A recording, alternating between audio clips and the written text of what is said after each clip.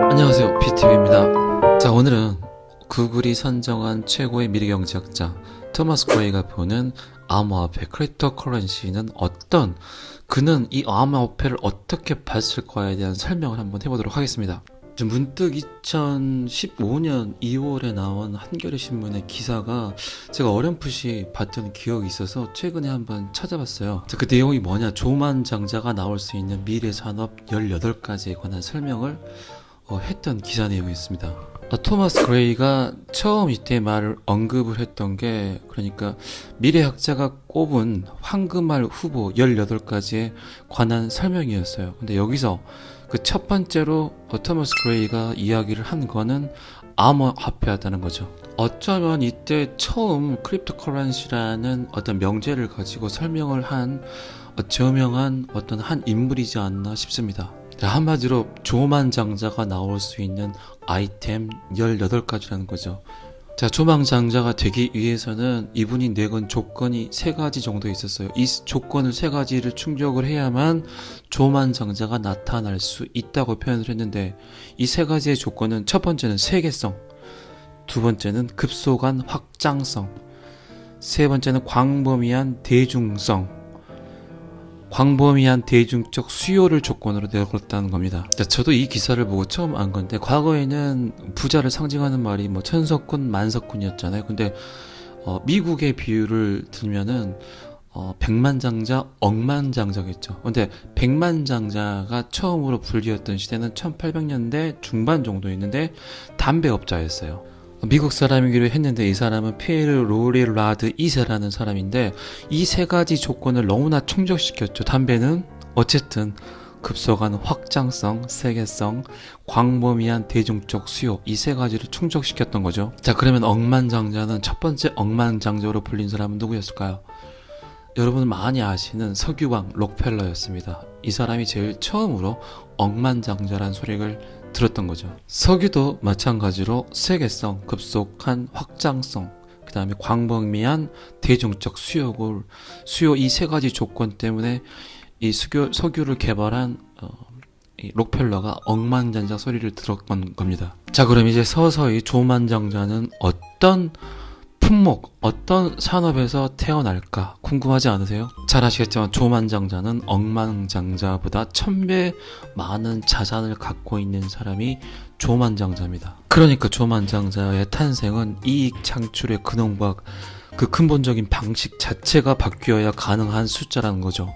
전세계 넘버원, 전세계 최고의 미래경제학자, 미국의 토마스 프레이 다빈치 연구소 소장이 말하는 조만장자의 탄생은 어떤 산업에서 이루어질까? 그 산업을 가진 조건은 18가지 정도로 분류를 했어요. 여기에는 사물 인터넷도 들어가 있고, 그리고 소행성 자원 채굴이란 품목도 들어가 있고, 즉석학습, 이것도 들어가 있고요. 노화 치료, 드론 서비스, 기상 조절, 즉석 수면, 중력 조절. 자, 이렇게 말로 설명하기도 힘들고 상상하는 것조차 이해가 안 되는 범주지만 과학은 어마어마하게 발전을 하고 있습니다. 이렇게 많은 산업군들을 분류를 했는데, 그 첫 번째로 이야기한 게 바로 암호화폐입니다. 크립토커런시라는 겁니다. 자, 그러면 토마스 프레이가 암호화폐를 가지고 어떤 설명을 했는지 군더더기 없이 그냥 그대로 한번 읽어보도록 하겠습니다.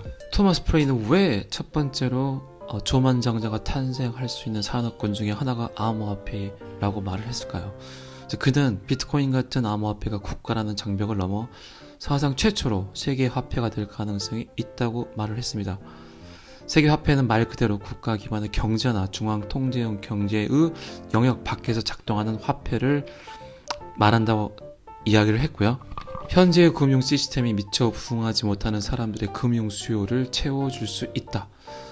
프레이는 전 세계 성인의 절반가량의 성인 25만 명이 은행 계좌를 갖고 있지 않다며 말하고, 이게 이 화폐의 잠재성이 숨어 있다고 말을 했습니다. 이들은 저축이나 대출 같은 공식 금융 서비스도 이용하지 않는 사람들이며, 일종의 비공식 경제에 속해 있는 이들이 암호화폐를 중심으로 새로운 단일 금융시장을 형성할 경우 암호화폐 금융가에게 펼쳐진 사업 기회는 얼마나 막대할까라고 표현을 했습니다. 지금 암호화폐 시장 자체를 이렇게 유심히 보다 보면 이걸 가장 인풋을 잘하는 나라들이 개발도상국이라든가 아니면은 달러에 어떤 굉장히 실망을 많이 했던 그런 나라들이거든요.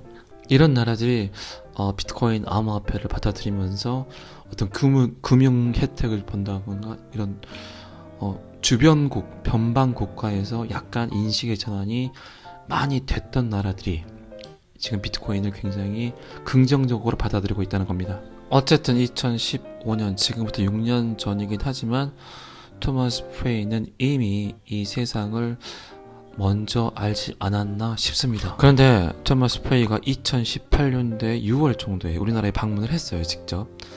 그래서 정말 아이러니한 게 유명한 경제학자들이나 교수들을 불러서 세미나를 한 게 아니라 이분 마인드 참 대단한 것 같아요. 4,500명의 초등학교 아이를 가진 학부모를 초대했어요. CMS 에듀라는 회사에서 초대를 해서 2018년도에 브런치 세미나를 했는데 교육 후의 패러다임을 바꾸는 시간 4hours를 학부모 4,500명이 참석한 가운데 했습니다.